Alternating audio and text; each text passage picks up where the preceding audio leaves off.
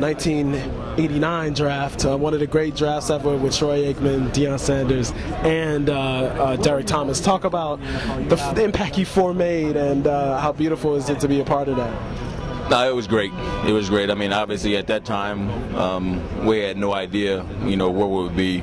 I guess I didn't. Deion probably thought he'd be in the Hall of Fame, but that's another story. No, it was great to be in that class. Obviously, Troy had signed early with the Cowboys, and the Lions told me they were going to pick me third prior to the draft. But at the same time, there's always surprises that happen, and it was a great group. I had heard about Deion and Troy and all those guys in college, saw them play, and your college game didn't always translate to the pro game, and so to have so many great players from that class just shows you how strong of a class it was. Well, it's very interesting. The NFL Films segment on you, number 18 overall, and Wynton Marsalis was the one that narrated your story, and the way you played, such improvisation, like a jazz musician.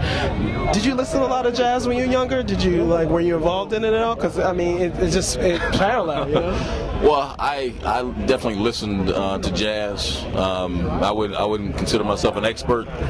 Certainly, it was a real treat to see Wynton narrating that part of it, and just to be voted that high in the history of the NFL was remarkable. I'm a kid that just dreamed football. When I wasn't dreaming about it, I was playing it out in some vacant lot, and when I wasn't playing it, I was drawing little football men on a piece of paper. When I wasn't doing that, I was playing electric football. I mean, so just to have been able to have the experiences I've had in football has just been remarkable. One more question: your greatest run ever in your mind that you remember immediately?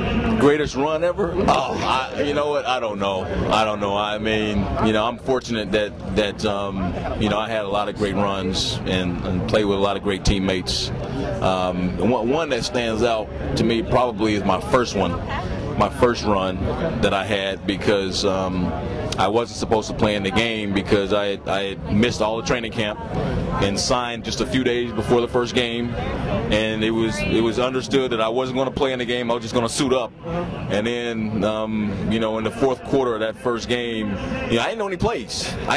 Really, and so they said, "Do you want to go in?" And I said, "Of course I want to go in." And so they just showed me a couple things on the sideline. I went in, and I think my first run was for 18 yards or something like that. But I was so tackles you broke. I don't know, but I was so scared. And nervous and excited. So that's one that I think about a lot. Mr. Sanders, thank you for your time. Honored to speak with you. Very well.